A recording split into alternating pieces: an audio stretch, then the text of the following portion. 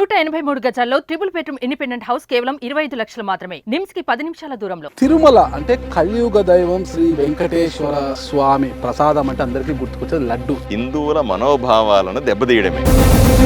అంటే సుప్రీంకోర్టు అడిగిన ప్రశ్నలకు మీ ప్రభుత్వం సమాధానం లేదు కదా. సాయిప్రసాద్ రెడ్డి గారు చేసిన అవినీతి పైన ఇప్పుడు మీ విచారణ ఎంతవరకు వచ్చింది? ఎటువంటి అనుమానం లేదు. కూటమి సభ్యుడైన మీనాక్షి నాయుడు మీద మీరు ఏ ధైర్యంతో ఇలా కామెంట్స్ చేస్తారు? ధైర్యం ఏముంది సార్ దాంట్లో? మీరు నాన్ లోకల్ ఒకటే మర్చిపోతున్నారు. మీరు ఆయన లోకలీడా చంటి లోకల్ లోకల్.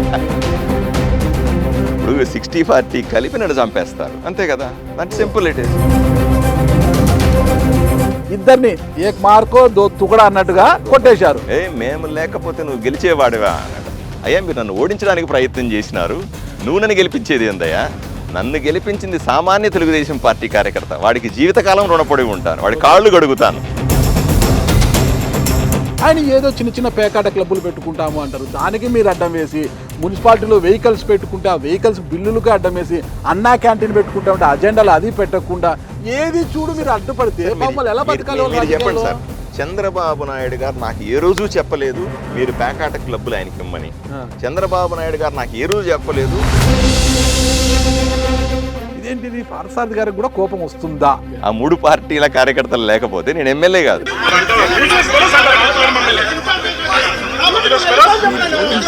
తెలుగుదేశం పార్టీ కార్యకర్తలందరినీ సర్వనాశనం చేశాడు మీనాక్షి నాయుడు. సాయిప్రసాద్ రెడ్డి గారితో మీనాక్షి నాయుడు గారితో ఒక యుద్ధమే చేస్తున్నారు. నన్ను రాజకీయంగా ఏమైనా చేయొచ్చు, తప్పులేదు, కానీ నా కుటుంబ సభ్యుల జోలికి వెళ్ళకూడదని నిజంగా ఏదో జరిగిపోతుంది అని భయపడతాను. మీనాక్షి నాయుడు గారిని సాయిప్రసాద్ రెడ్డి ఒకే గడ్డి 60 పార్టీ వాళ్ళిద్దరు ఒకటే అని ఆరోపించారు. వాళ్ళిద్దరు వేరు వేరు పార్టీలు కదా. వీళ్ళిద్దరూ ఒకటే. ఈ 2 కుటుంబాలే ఈ ఆదోనిని సర్వనాశనం చేశారు. Hello, welcome to Suman TV. నేను మీ నాగరాజ్ బైర్శెట్టిని. ఈరోజు ఈ ప్రోగ్రామ్ మనకు స్పాన్సర్ చేస్తుంది ఎకో తేజాస్ ఎలక్ట్రికల్ వాహనాల సంస్థ. ఈ కంపెనీ అన్ని రంగాలు అన్ని వర్గాల ప్రజలకు అందుబాటులో అనువైన ధరల్లో ఉండే విధంగా 2 వీలర్ నుంచి 3 వీలర్ వరకు అన్ని వాహనాలను తయారు చేసిస్తుంది. ఒక్కసారి ఛార్జ్ చేస్తే చాలు 100 కిలోమీటర్ల వరకు ప్రయాణించే వెసులుబాటు కూడా ఉంది. ఈ వాహనాలు కొన్న ప్రతి ఒక్కరూ చాలా హ్యాపీగా ఉన్నారు. తమ జీవితాల్లో ఎంతో వెలుగులు నిండాయని కూడా అంటున్నారు. ఇక ఆలస్యం ఎందుకు, మీరు కూడా కొనుగోలు చేయండి, ఆనందించండి. ఇకపోతే ఈరోజు ప్రోగ్రాం విషయానికి వస్తే కర్నూలు జిల్లాలోనే ప్రస్తుతం ఆదోని నియోజకవర్గం ఒక హాట్ టాపిక్గా మారిపోయింది. అందుకు కారణం లేకపోలేదు. అంటే గతంలో ఇక్కడ ఎమ్మెల్యేగా కొనసాగిన వైఎస్ఆర్ కాంగ్రెస్ పార్టీ ఎమ్మెల్యేగా కొనసాగిన సాయిప్రసాద్ రెడ్డి 2024 ఎన్నికల్లో కూటమి అభ్యర్థి అంటే బీజేపీ పార్టీ నుంచి వచ్చిన డాక్టర్ పార్థసారథి వాల్మీకి గారు ఇక్కడ విజయం సాధించడం జరిగింది. ఆయన విజయం వెనుక కూటమి సభ్యుల అందరి యొక్క సహకారం కూడా ఉంది. అయితే గెలిచిన తర్వాత కూటమిలో లుకలుకలు ప్రారంభమయ్యాయి. అంటే ఎమ్మెల్యే పార్థసారథి గారు ఎస్ అంటే వారు నో అనడము, వారు ఎస్ అంటే ఈయన నో అనడము, ప్రతి విషయంలో కూడా పేచీ పడుతుంది. ఈ విషయంలోనే ఇరు వర్గాలు ఒకరిపైన ఒకరు విమర్శలు చేసుకోవడంతో మీడియాకి ఎక్కారు. మీడియా ముందుకు కూడా వస్తున్నారు. అసలుకి ఇదే విషయంపై పూర్తి స్థాయిలో కర్నూలు జిల్లాలోనే ఆదోని అనేది ఒక హాట్ టాపిక్గా మారిపోయింది. ఈ పరిస్థితుల్లోనే మనం పార్థసారథి వాల్మీకి గారిని కలిసి అసలు ఎందుకు ఈ పరిస్థితి ఎందుకు వస్తుంది, ఆదోనిలో కూటమి సభ్యులంతా ఎందుకు ఇలా ఎవరి దారిన వాళ్ళు ప్రయాణం చేస్తున్నారు అనే వివరాలు తెలుసుకోవడానికి ఇక్కడికి వచ్చాము. ఇక్కడే ఆయన ఇంట్లోనే ఉన్నారు ఎమ్మెల్యే గారు కూడా. ఎమ్మెల్యే గారిని కలిసి ఈ మరిన్ని వివరాలన్నీ కూడా మనం తెలుసుకుంటాము. ఒక్కసారి ఎమ్మెల్యే గారిని పలకరిద్దాం మనము. నమస్తే సార్. ప్రశాంతంగా ఉన్నారా? కూటమి సభ్యులకు చెక్ పెట్టడానికి ఏమైనా స్కెచ్లు గీస్తున్నారా? లేదు లేదు లేదు. పొలిటికల్ గా చాలా వినతి పత్రాలు వస్తాయి కదా, వాటిని సాయంకాలం ఒకసారి క్రాస్ చెక్ చేసుకోవడం అవసరం. ఎవరిని చెక్ పెట్టాలా అని కాదు, ఒకటి మాత్రం బీజేపీని బలోపేతం చేయాలన్న మీరు చెప్పారు, అది మాత్రం నిరంతరం అదైతే నడుస్తూనే ఉంటది. బలోపేతానికి ముందు ఓకే సార్, ఎలా ఉన్నారు, ఏం కథ? బాగున్నారు కదా. ఒక్కసారి మీరు అలా బయటకు వస్తే బయట సరదాగా అలా మాట్లాడుకుంటూ మనం ముచ్చుకుంటాం.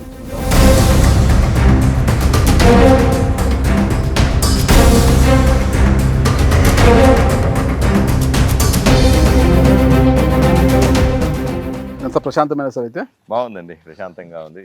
ఒక విషయం సార్ నాకు అర్థం కాలేదు. తిరుమల అంటే కలియుగ దైవం శ్రీ వెంకటేశ్వర స్వామి ప్రసాదం అంటే అందరికీ గుర్తుకొచ్చేది లడ్డు.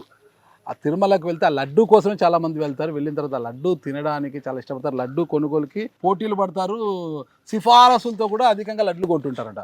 అలాంటి లడ్డులో కలిపే నెయ్యిలో కల్తీ జరిగింది అని ప్రతిపక్ష పార్టీ వైఎస్ఆర్సీపీని కొంత హిందూ సమాజానికి దూరం చేసే ప్రయత్నం అయితే జరిగింది అనేది వాళ్ళ ఆరోపణ.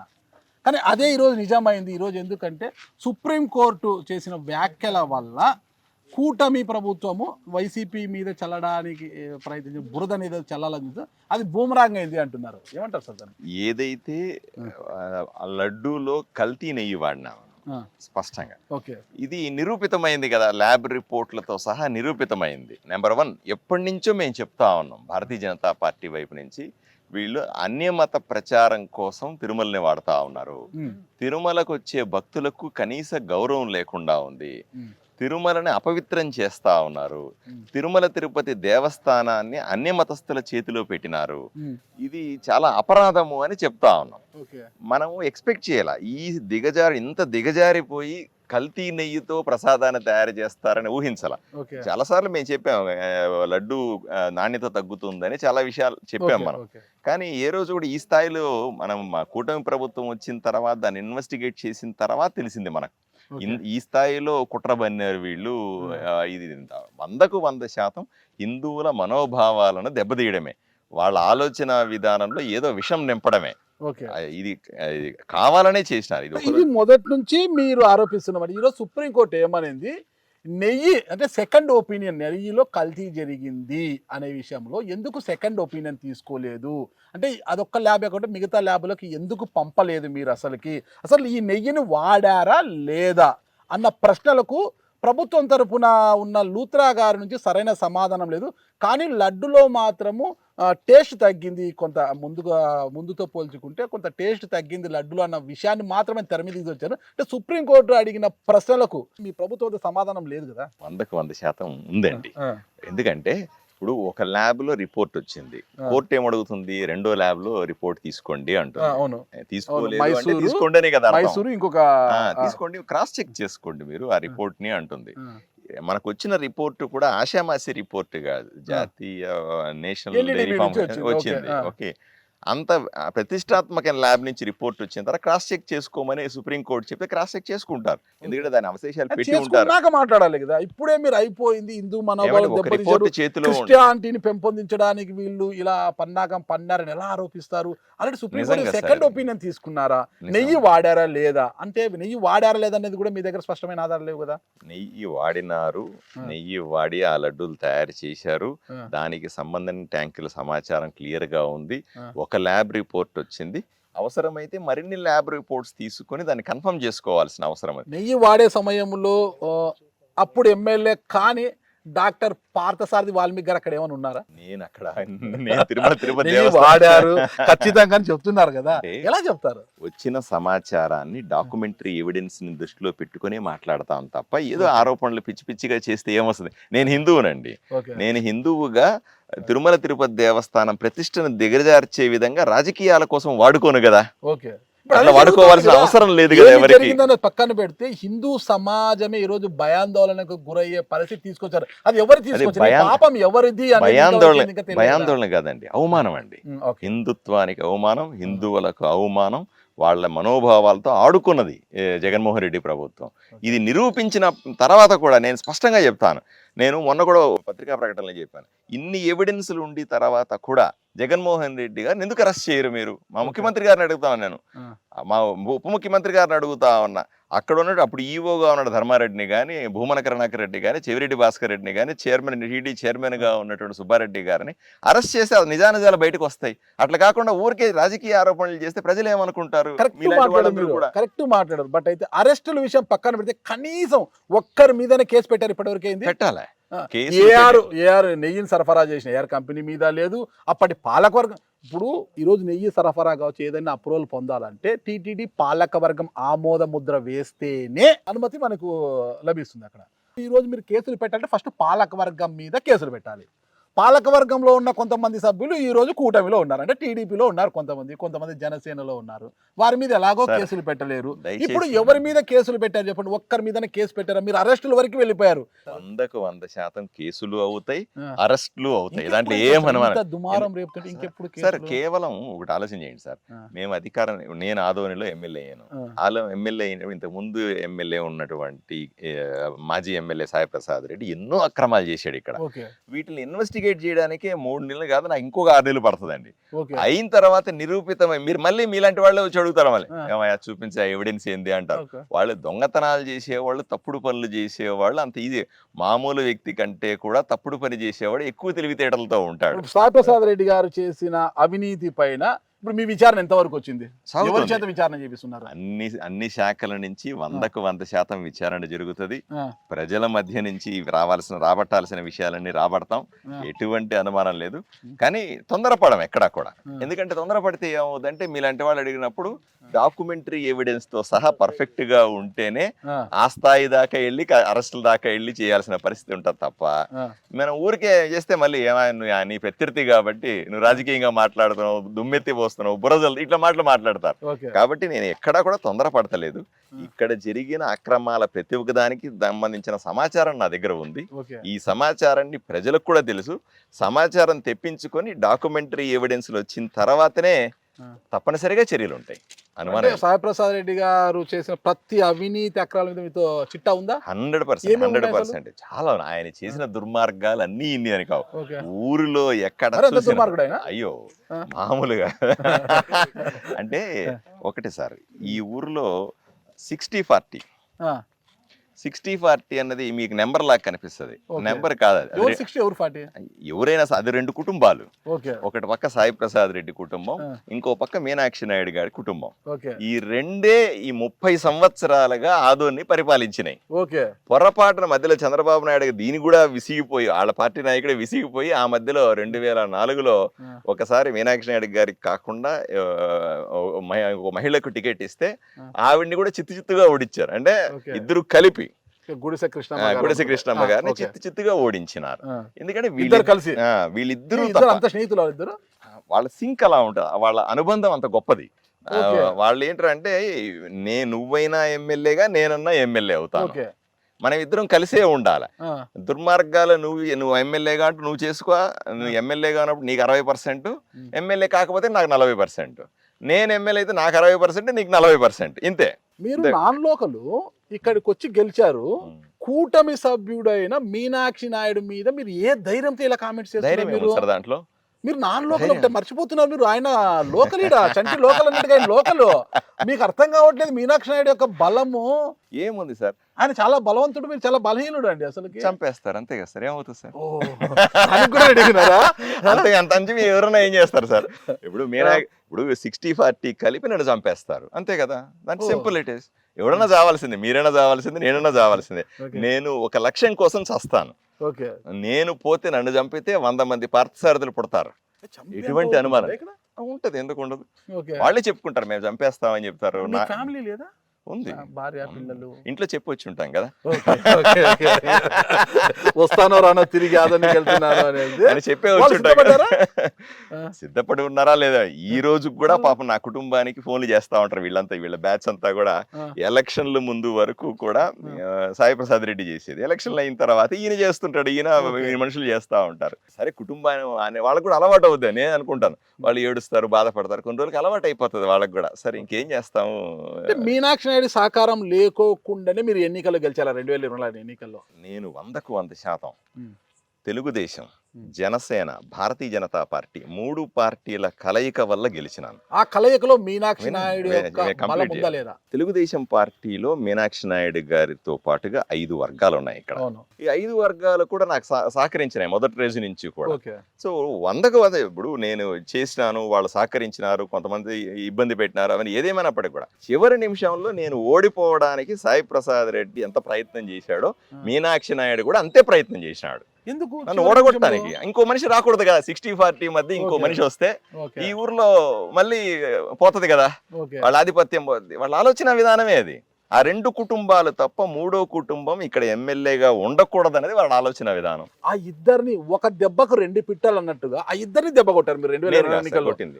ఒక్క నిమిషం అంటే టికెట్ తెచ్చుకొని కూటమి సభ్యుడిగా బీజేపీ నుంచి టికెట్ తెచ్చుకొని మీనాక్షి నాయుడుకు టికెట్ రానియకుండా చేసుకొని మీరు టికెట్ తెచ్చుకోవడంలో మీరు ఫస్ట్ అక్కడ దెబ్బ కొట్టారు. అసలు ఇక హ్యాట్రిక్ సాధించాలా అని పువ్వులు నిడుతున్న సాయిప్రసాద్ రెడ్డి మీద విజయం సాధించి సాయిప్రసాద్ రెడ్డి మీద దెబ్బ కొట్టారు. అంటే ఇద్దరిని ఏక్ మార్కో దో తుకడా అన్నట్టుగా కొట్టేశారు. కానీ ఈ ఇద్దరిని ఎదిరించి ఈడ మీరు నిలబడాలంటే మీ బలం సరిపోతుందా? ఇప్పుడు నన్ను గెలిపించింది తెలుగుదేశం, జనసేన, భారతీయ జనతా పార్టీకి సంబంధించిన సామాన్య కార్యకర్తలు. ఓకే, వాళ్ళు ఇప్పుడు మీనాక్షి నాయుడు గారు అంటే ఆయనే ఒకటే కాదు, తెలుగుదేశం పార్టీ అంటే జెండా మోసేవాడు, కటౌట్లు కట్టేవాడు, జై చంద్రబాబు నాయుడు, జై అన్న అనేవాడు. అసలు సిసలైనటువంటి బ్రహ్మాండమైన తెలుగుదేశం పార్టీ కార్యకర్తలను గెలిపించినారు. సో అంతేగాని మీనాక్షి నాయుడు ఆయన కుటుంబమే గెలిపించింది అని చెప్పి వాళ్ళ కుటుంబం నిన్న కూడా ప్రెస్ మీట్ పెట్టింది. మేము లేకపోతే నువ్వు గెలిచేవాడివా అన్నాడు. అయ్యా మీరు నన్ను ఓడించడానికి ప్రయత్నం చేసినారు, నువ్వు నన్ను గెలిపించేది ఏందయ్యా? నన్ను గెలిపించింది సామాన్య తెలుగుదేశం పార్టీ కార్యకర్త, వాడికి జీవితకాలం రుణపడి ఉంటాను, వాడి కాళ్ళు గడుగుతాను. కానీ నువ్వు నన్ను ఓడించడానికి ప్రయత్నం చేసావు, నీ కుటుంబం నన్ను ఓడించడానికి ప్రయత్నం చేసింది స్పష్టంగా చెప్తా ఉన్నా. నా బలం సరిపోకపోవచ్చు. ఈ రోజు దయచేసి నేను గుర్తుపెట్టుకోండి, నేను గెలిచినాను అంటున్నారు, నేను గెలవలేదు సార్, ప్రజలు గెలిచారు సార్. ఇక్కడ ప్రజలు ఆ 60 మిమ్మల్ని గెలిపించారు. వాళ్ళు 60-40 వద్దనుకున్నారు. వాళ్ళు వద్దనుకొని నన్ను నాలో మూడో వ్యక్తిని చూసి నాకు ఓటేసారు. 100% మీదేనా? నాది 0% సార్. 100% ఎక్కడికి పోయింది? 0 మీదే 100% ఎక్కడికి పోయింది? 100% ప్రజలు సార్. 100% ప్రజలది, నేను 0% సార్. మీరు న్యాయాలు ఆలోచించాలని మీ గెలుపులో సరే టీడీపీ వాళ్ళు ఒక చెయ్యి వేశారు, బాగానే ఉంది. ఏదో మున్సిపాలిటీలో 2 వాహనాలు పెట్టుకున్నాము, మామూలుగా అయితే ఎల్లో బోర్డు పెట్టుకోవాలి. అది ఎందుకంటే రెంట్కి పెట్టినప్పుడు, ట్రాన్స్పోర్ట్కి పెట్టినప్పుడు రెంట్కి ఎల్లో బోర్డు పెట్టుకోవాలి. వాళ్ళు వైట్ బోర్డు పెట్టుకున్నారు. వైట్ బోర్డు పెట్టుకొని ఆడ రెంట్లకు పెట్టుకున్నారు మున్సిపాలిటీలో 2 వాహనాలని. మామూలుగా రెంట్కు పెట్టినప్పుడు డీజిల్ కూడా ఓనర్దే ఉంటుంది, ఆ డీజిల్ మున్సిపాలిటీదే పోసుకోవాలన్నారు. పోనీ అదేం పెద్ద తప్పు కాదనుకోండి, డ్రైవర్లు వీళ్ళే పెట్టుకోవాలి, ప్రైవేట్ ఎవరైతే వెహికల్ పెట్టారో అది కూడా మున్సిపాలిటీ. దాని అంతా కలిపి మాకు బిల్లులు ఇవ్వాలా అంటున్నారు వాళ్ళు. ఆ చిన్న కోరికను తీర్చలేరా మీరు పాపం? నేను ఆదోనికి ఒక వాచ్మెన్ లాంటి, ఓకే, ప్రజల డబ్బులకి నేను ఒక కాపలాదారు అంతే. నాకు తెలుసు, నాకు చిన్న డబ్బులు కొట్టేస్తే పర్లేదు, పెద్ద డబ్బులు కొట్టేస్తే పర్లేదు, అవి నాకు తెలియదు సార్. నాకు తెలిసిందల్లా ప్రజల డబ్బుకి కాపలా ఉండటమే, ప్రజలకు ప్రభుత్వం నుంచి వచ్చే డబ్బుని ప్రజలకు ఖర్చు పెట్టే విధంగా ఉంచడమే తప్ప నాకు అంతకుమించి ఏమీ లేదు సార్. ఇది ఒకటి నాకు తెలుసు. రెండవది, ఇప్పుడు ఇంతకుముందు సాయిప్రసాద్ రెడ్డి చూడండి సార్, ఈ ఊర్లో మీరు అడిగారు కదా ఆయన చేసిన అక్రమాలు ఏమంటే, ఈ 60-40లో ఎట్లా ఉంటదంటే అండి, ఎవరు గెలిచిన ఆ కుటుంబం గెలిస్తే ఆయనకు సంబంధించిన కాంట్రాక్టర్లు, అన్ని కాంట్రాక్టర్లు, 100 కోట్ల కాంట్రాక్టులు. ఈ కుటుంబం గెలిస్తే ఈ కుటుంబానికి సంబంధించిన బంధువులందరూ కాంట్రాక్టర్లు. వాళ్ళు వీళ్ళు తప్ప ఇంకెవరు సామాన్య కార్యకర్తకి ఏమీ ఉండదు పాపం, ఏమి జరిగేదానికి ఏమి ఉండదు. వాళ్ళు ఊరికి మాట్లాడితే వీళ్ళు చెప్పేది ఏంటి, మేము పార్టీకి ప్రాణం ఇస్తాము, మేమే పార్టీ, మేము తప్ప ఇంకేం లేదు. పాపం కార్యకర్త అట్లాగే క్షీణించిపోయి ఉంటాడు అంతే తప్ప. ఈ 2 కుటుంబాలు తప్ప, వైఎస్ఆర్సీపీ పార్టీ పేరు చెప్పుకొని సాయిప్రసాద్ రెడ్డి, తెలుగుదేశం పార్టీ పేరు చెప్పుకొని మీనాక్షి నాయుడు, వీళ్ళిద్దరూ తప్ప ఇంకెవరు ఈ ఊర్లో బాగుపడిందే లేదు. మీరు ఎట్లన్నా లెక్కేసుకోండి. మీరు ఏమన్నా అంటే ప్రతి ఒక్క ఆఫీసర్లను బెదిరిస్తారు, మాది ప్రభుత్వం అంటారు, ఎవరి అధికారంలో అంటే నాది ప్రభుత్వం అంటారు, నేను దబాయిస్తామంటారు, మినిస్టర్ ఫోన్ చేస్తాం, సీఎంకి చెప్తామంటారు. ఇవన్నీ ఏమండి, ముఖ్యమంత్రి చంద్రబాబు నాయుడు గారు, తెలుగుదేశం పార్టీ అధినేత, వీళ్ళందరినీ ఇట్లా బొక్కేయమని చెప్పినాడా, ఇన్ని తప్పులు చేయమని చెప్పాడు చంద్రబాబు నాయుడు? మాకందరికీ చెప్పినాడు. మా నాయకుడు చంద్రబాబు నాయుడు గారు, మా నాయకుడు చాలా స్పష్టంగా చెప్పాడు, తప్పులు చేయొద్దు. కూటమి నాయకుడు, నాకు నాయకుడు, మా శాసనసభ పక్ష నేత ఆయన చెప్పింది మాకు స్పష్టంగా, మీరు తప్పు చేయదు, కూటమి ప్రభుత్వం 10 కాలాల పాటు నిలబడాలంటే మీరు నీతి నిజాయితీతో పనిచేయండి, మంచి పేరు తీసుకురండి నాకు అని చెప్పినాడు ఆయన. ఆయన చెప్పింది పాటించాలనా, వీళ్ళ బెదిరింపులు నేను లొంగాల? మీరు చెప్పండి పోనీ. కరెక్టే చెప్పేది మీరు. ఇప్పుడు మీనాక్షి నాయుడు కూడా చాలా కాలం నుంచి ఇక్కడ రాజకీయాల్లో ఉన్నారు, ఆయన ఎంతో నష్టపోయారు. ఆయన ఏదో చిన్న పేకాట క్లబ్బులు పెట్టుకుంటాము అంటారు, దానికి మీరు అడ్డం వేసి, మున్సిపాలిటీలో వెహికల్స్ పెట్టుకుంటే ఆ వెహికల్స్ బిల్లులకి అడ్డం వేసి, అన్నా క్యాంటీన్ పెట్టుకుంటా ఉంటే అజెండాలు అది పెట్టకుండా, ఏది చూడు మీరు అడ్డుపడితే మమ్మల్ని ఎలా బతకాలి? చెప్పండి సార్, చంద్రబాబు నాయుడు గారు నాకు ఏ రోజు చెప్పలేదు మీరు పేకాట క్లబ్బులు ఆయనకి ఇమ్మని. చంద్రబాబు నాయుడు గారు నాకు ఏ రోజు చెప్పలేదు నకిలీ కల్తీ సారాలు ఆయన చేసుకోమని చెప్పి. చంద్రబాబు నాయుడు గారు నాకు ఏ రోజు చెప్పలేదు ఇంకో రకంగా మట్కాలు ఆడించడానికి ఆయనకు వదిలేయమని. లేదా నాకు ఆ పెద్ద మా పెద్దలు ఎవరు నాకు చెప్పలేదు ఆయనకి ఇది వదిలే అన్ని రకాల అక్రమాలు ఆయనకు వదిలిపెట్టేసి నాకు ఏ రోజు చెప్పాల. వాళ్ళు చెప్పిందంతా కూడా నీకు ఎమ్మెల్యే అయ్యే అవకాశం వచ్చింది, కూటమిలో అందరినీ కలుపుకొని నువ్వు బ్రహ్మాండంగా ముందుకు పో, ప్రజల్లోకి వెళ్ళు, కూటమి నిలబెట్టు, 10 కాలాల పాటు కూటమి ప్రభుత్వానికి మంచి పేరు తీసుకురా, ఇంతే చెప్పినారు సార్ నాకు. కానీ ఇక్కడ బీజేపీని బలోపేతానికి చూస్తున్నారు తప్పితే మమ్మల్ని అసలు పట్టించుకున్న టీడీపీని జనసేనని ఇలా 2 కాళ్ళతో తొక్కిపెట్టి బీజేపీని బలోపేతం చేసుకోవడానికే పార్థసారథి వాల్మీకి గారు ప్రయత్నిస్తున్నారు మీనాక్షి నాయుడు వర్గం ఆరోపిస్తుంది. కూటమిని బలోపేతం చేయడం సార్, దాంట్లో బీజేపీ ఉంది, దాంట్లో తెలుగుదేశం జనసేన ఉన్నాయి. ఇప్పుడు కూటమికి 53% ఓట్లు ఉన్నాయి సార్. కూటమి ఆలోచన విధానం ఏంటి? 53% ఉన్న ఓట్లని 65% తీసుకుపోవాలి సార్. ఎట్లా తీసుకుపోతారు చెప్పండి? వైఎస్ఆర్సీపీ పార్టీలో ఉన్నట్టు 40% ఓట్లలో గండి కొడితే తప్ప మేము మా ఓట్ల శాతాన్ని పెంచుకోలేం కదా. గండి సరిపోదా ఇంకా గండి ఓట్ల? లేదు సార్, కూటమి బలం పెంచుకోవాలి కదా సార్. ఇప్పుడు నేను తెలుగుదేశం పార్టీలో నుంచి తెచ్చుకున్నా, తెలుగుదేశం వాళ్ళు బీజేపీ నుంచి తీసుకున్నా, జనసేన తీసుకుంటే మేమే ఆ 53%లోనే ఉంటాం. మాకు అది కాదు కావాల్సింది. 53% 65% కావాలంటే వైఎస్ఆర్సీపీ పార్టీలో ఉన్న నాయకుల్ని కార్యకర్తల్ని కన్విన్స్ చేసుకోవాలి. వాళ్ళు కూడా మా ఆలోచన విధానం నచ్చాలి, నచ్చేలాగా మనం ప్రవర్తించాలి, వాళ్ళని పార్టీలోకి తెచ్చుకొని క్యాడర్ని బిల్డ్ చేసుకోవాలి. క్యాడర్ని బిల్డ్ చేయడం అంటే మీకోసరము మీ గెలుపు కోసరము కృషి చేసిన వారికి కాకోకుండా వైసీపీలో పనిచేసిన మండలాధ్యక్షుడిగా పనిచేసిన అది పంపాపతి అనుకుంటా వాళ్ళ కుమారుడు మధుని ఇక్కడికి తీసుకొని వచ్చి ఆయనకు బియ్యం సరఫరా, చౌక బియ్యం సరఫరా కాంట్రాక్ట్ ఇవ్వడము, ఇలాంటివి ఇవ్వడమేనంటారా? అంటే ఈ పార్టీలో పనిచేసిన వారు కాకుండా అవతల నుంచి లిఫ్ట్ చేసుకొచ్చి యువతలకు వచ్చిన పారాషూట్ వేసుకొని వచ్చిన నాయకులకి లిఫ్ట్ ఇవ్వాలని అలాంటి కాంట్రాక్టర్లు ఇవ్వడం అంటారా? పంపాపతి గారు ఎంపీపీ, ఆయన మా పార్టీలోకి వచ్చాడు అంతే. గిఫ్ట్ ఇచ్చారంట కదా బియ్యం గిఫ్ట్ లేదు. ఒకటే సార్, నేను అవినీతి పరుని కాదు, నేను ఎక్కడా కూడా ఎటువంటి తప్పు చెయ్యను. ఎటువంటి అవినీతి లేకోకుండే పంపాపతి కొడుకు మధుకి ఎందుకు బియ్యం కాంట్రాక్ట్ ఇచ్చారు? నెల నెల పార్థసారథి గారికి మామూలు అందడం లేదని ఆ 2 వర్గాలు ఆరోపిస్తున్నాయి. సహజంగానే రాజకీయాల్లో నేను ఇంత నిక్కచ్చిగా ఉన్నప్పుడు నా మీద ఆరోపణలు రావడం సహజమే, దాన్ని నిరూపించబడాలి కదా. నేరుగా మీ మీద నిరూపించడం లేదు, మీ అనుచరుడు డాక్టర్ కిరణ్ ద్వారా మొత్తం వ్యవహారం అంతా నడుస్తోంది. ఆదోనిలో కోడిగుడ్ల సరఫరా దగ్గర నుంచి, బియ్యం సరఫరా దగ్గర నుంచి, కంకర అదే మట్టి విషయంలో, ఇసుక విషయంలో అన్నిట్లో కూడా కిరణ్దే పై చెయ్యి, కిరణ్ ఏం చెప్తే అది జరుగుతుంది. సాధారణంగా ఏమవుతుందంటే సార్, కిరణ్ అనే వ్యక్తి మీకు ఇంతకుముందు కూడా నేను చెప్పాను, నేను నాకు ఈ ఊరికి వస్తే కనీసం ఇల్లు కూడా దొరకకుండా చేసిన దుర్మార్గుడు సాయిప్రసాద్ రెడ్డి. ఆ సమయంలో ఎక్కడా లేను, హోటల్లో ఉండలేక నానా బాధలు పడుతున్న సందర్భంలో డాక్టర్ కిరణ్ గారు ఆయన ఇంట్లో నాకు ప్లేస్ ఇచ్చాడు అంతే. నేను వాళ్ళ ఇంట్లోనే ఉండి గెలిచాను, చిన్న రూమ్ లో ఉండి గెలిచాను సంతోషంగా. గెలిచిన తర్వాత ఇది అద్దెకి తీసుకున్నా, ఇది నా అనుకుంటారేమో సరే, అద్దెకి తీసుకున్న ఇంట్లో ఉన్నాను. బాగానే ఆదాయం ఉందంటే మంచి ఇల్లు కట్టాలి అనుకున్నాను సార్. నేనేమి లేక రాలేదు కదా సార్, నేను కొంచెం కొద్దో గొప్ప డాక్టర్ గా ఉన్నాను. డాక్టర్ పార్థ డెంటల్ ఆసుపత్రుల గురించి అందరికి తెలిసిందే, ఉభయ తెలుగు రాష్ట్రాలకు తెలిసిందే. కానీ రాజకీయాల్లోకి వచ్చిన మన జోబి డబ్బు కాకుండా అప్పుడంటే నాకు డబ్బులు వచ్చేవి, అంటే అప్పుడంటే నాకు ఇల్లు ఇచ్చేవాళ్ళు కాదు, ఇప్పుడు కనీసం ఇల్లు ఇస్తారు, డబ్బులు ఇస్తారు, అంతే తేడా, అంత మించి ఏమీ లేదు. ఆ డాక్టర్ గారు వచ్చిన తర్వాత నన్ను ఆశ్రయించిన డాక్టర్ నేచురల్ గా ఆయన మీద సర్వసాధారణంగా ఫోకస్ ఉంటుంది, జనాలు విపరీతంగా దాని మీద కన్ను ఉంటుంది. ఏదో రకంగా ఆయన్ని నన్ను ఇబ్బంది పెట్టాలనే ప్రయత్నం చేస్తూ ఉంటారు. నన్ను బ్లేమ్ చేయడానికి ఎటువంటి ఆధారాలు ఏమి లేవు. సో మిగిలింది ఆ మనిషి నా పక్కన, వాళ్ళ ఇంట్లో ఉన్నవాడిని నేను, నాకు సన్నిహితుడు, వాళ్ళ కుటుంబంతో మంచి సంబంధం ఉంది, నేచురల్ ఆయన్ని బ్లేమ్ చేస్తారు. అటువంటి సహజమే, అది మామూలుగానే. ఇప్పుడు ఎవరైతే ఇంట్లో ఉంటాం, మనం ఉన్నాం అనుకో, మన పిఎని బ్లేమ్ చేస్తారు, మనతో పాటు తిరిగే వాళ్ళని బ్లేమ్ చేస్తారు, లేదా మన స్నేహితుల్ని బ్లేమ్ చేస్తారు. ఆయనకి ఎలాంటి మరకలు లేరంటారా? ఏమీ లేవు పాపం.